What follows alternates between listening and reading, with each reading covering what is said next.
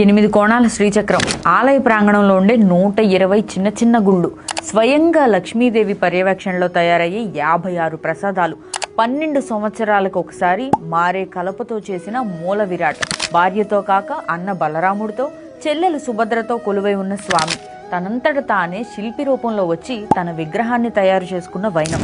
జైన బౌద్ధులు కూడా ఇక్కడ పూజలు నిర్వహించుకునే నమ్మకం. ఇక్కడ ప్రతి అంశం ఒక అద్భుతం. ఇంకో ఆశ్చర్యకర విషయం ఏంటంటే గుడి మీద ఉన్న జెండా గాలికి వ్యతిరేక దిశలో ఎగురుతూ ఉంటుంది. అవును, మనం మాట్లాడుకుంటుంది సాక్షాత్తు శ్రీకృష్ణుడు జగన్నాథుడి రూపంలో కొలువై ఉన్న పరమ పవిత్రమైన పూరి జగన్నాథుడి ఆలయ విశిష్టత గురించి. ఇప్పుడే చెప్పా కదా, గుడి మీద ఉన్న జెండా గాలికి వ్యతిరేక దిశలో రెపరెపలాడుతూ ఉంటుందని. అలాంటి జెండాను 45 అంతస్తుల గుడి ప్రాంగణం మీదకి ఎక్కి మారుస్తూ ఉంటారు.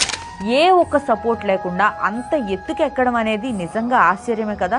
దీని పేరు పతిత పావన ప్రక్రియ. ఈ ప్రక్రియ ఏ ఒక్కరోజు జరగకపోయినా గుడిని 18 ఏళ్ల పాటు మూసివేయాలన్న విషయం మీకు తెలుసా? పూరి జగన్నాథుని దర్శించలేని భక్తులు ఆలయం మీద ఎగురుతున్న జెండాను చూస్తే జగన్నాథ దర్శన ఫలితం లభిస్తుందనే నమ్మకం ఉంది. ఇంకా ఈ విశిష్టతల గురించి చెప్పుకోవాలంటే సింహద్వారం గుండా గుడిలోకి అడుగు పెట్టేటప్పుడు సముద్రపు అలల శబ్దం వినిపిస్తుంది. లోపలికి వెళ్ళిన తర్వాత ఆ శబ్దం వినపడదు. మళ్ళీ తిరిగి వచ్చేటప్పుడు కూడా ఈ శబ్దం వినపడకపోవడం మరో ఆశ్చర్యం. ఇక్కడున్న వంటశాలల్లో స్వయంగా లక్ష్మీదేవే వంటలను పర్యవేక్షిస్తుందట. లక్ష్మీదేవికి వండిన వంట నచ్చకపోతే ఒక నీడ రూపంలో శునకం వంటింట్లోకి వస్తుందట. అలా వచ్చినప్పుడు ఆ వంటలన్నీ పడేసి మళ్ళీ తయారు చేస్తారు. ఇక్కడికి ఏ రోజు ఎంతమంది భక్తులు వస్తారో ఆ లక్ష్మీదేవికి తెలుస్తుందట. అందుకే ఇక్కడ ఏ ఒక్కరోజు నైవేద్యం ఎక్కువ కావడం లేక సరిపడకపోవడం అనేవే ఉండవట. ఎంతమంది భక్తులు వచ్చినా సరిపోతుంది. ఇక్కడ కేవలం కుండలలో వంట చెరుకుతో మాత్రమే ప్రసాదాలు తయారు చేస్తారట.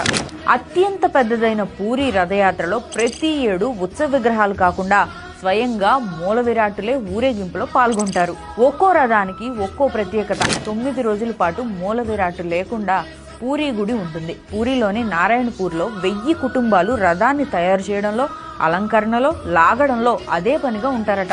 రథయాత్ర తర్వాత మూల విరాట్ను ఊరి చివరలో దహనం చేసి కొత్త మూల విరాట్ను ప్రతిష్ఠిస్తారట.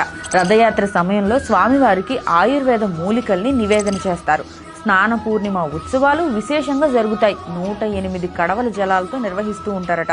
ఈ వీడియో కనుక మీకు నచ్చినట్టయితే లైక్ చేయండి, షేర్ చేయండి. మరిన్ని ఇలాంటి వీడియోస్ కోసం మీ కామెంట్ని తెలియజేయండి. Thank you.